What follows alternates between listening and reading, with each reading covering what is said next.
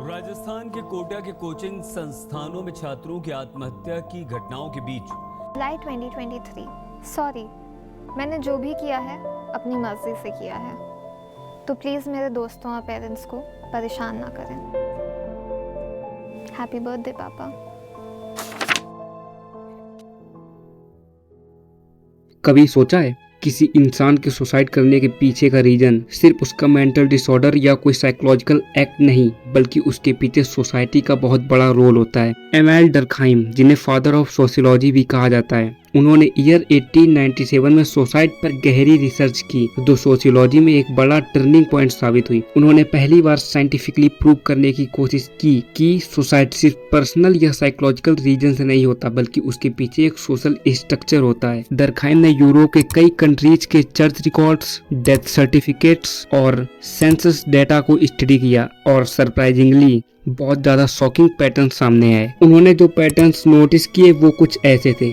Protestants के suicide rate Catholics से ज्यादा थे, अनमैरिड लोगों में सुसाइड केसेस मैरिड लोगों से ज्यादा थे, और वो लोग जो सोसाइटी से आइसोलेट हो जाते हैं वो ज्यादा वल्नरेबल होते हैं। और इसी पर डर्कहाइम ने एक बहुत इंपॉर्टेंट बात कही। उन्होंने कहा कि जब कोई इंसान अपने आसपास की दुनिया से या तो बहुत कम जुड़ा होता है या फिर इतना ज्यादा बंधा होता है कि वो खुद की आइडेंटिटी को खो देता है, तो सुसाइड के चांसेस बढ़ जाते हैं। डर्कहाइम के अकॉर्डिंग सुसाइड को दो बड़ी फोर्सेस बहुत बड़े स्केल पर इन्फ्लुएंस करती हैं: social integration, social regulation. Based on this forces Durkheim ने सुसाइड को 4 हिस्सों में बांटा।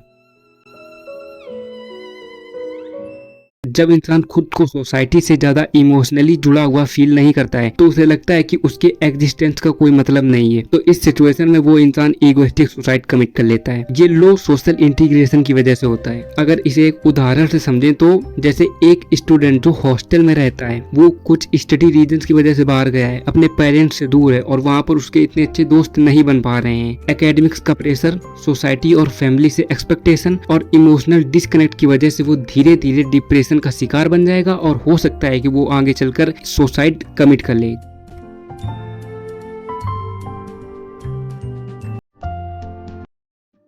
जब कोई इंसान सोसाइटी से इतना ज्यादा कनेक्टेड होता है, वो सोसाइटी के हर काम में इतना ज्यादा घुसा हुआ होता है कि वो अपनी इंडिविजुअलिटी को खो देता है, वो अपने एग्जिस्टेंस को इम्पोर्टेंस देना ही बंद कर देता है। तो इस सिचुएशन में डर्कहाइम ने बताया कि वो सुसाइड कमिट कर सकता है। इसको हम लोग एक बहुत ज़्यादा बड़े और इम्पोर्टेंट हिस्टोरिकल एग्जाम्पल से समझ सकते हैं। तो इंडिया में पहले होती थी सती प्रथा। तो सती प्रथा में क्या होता था, जब किसी स्त्री का पति मर जाता था तो उस स्त्री को अपने पति की चिता पर साथ में ही जला दिया जाता था। तो ये उस स्त्री के लिए बहुत ज़्यादा सम्मान की बात मानी जाती थी।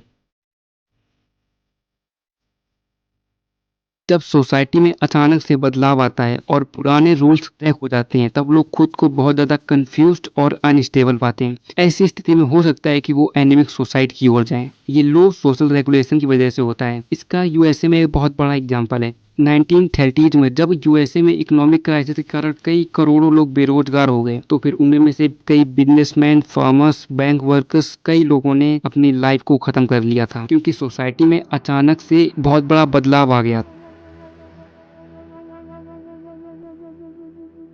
जब इंसान को लगता है कि उसकी लाइफ का पूरा कंट्रोल पूरी तरह से किसी और पर्सन के पास है और कई रूल्स और रेगुलेशंस और पनिशमेंट के चलते उसके पास कोई ऑप्शन नहीं बचता है, तो फिर वो फैटलिस्टिक सुसाइड कमिट कर लेता है।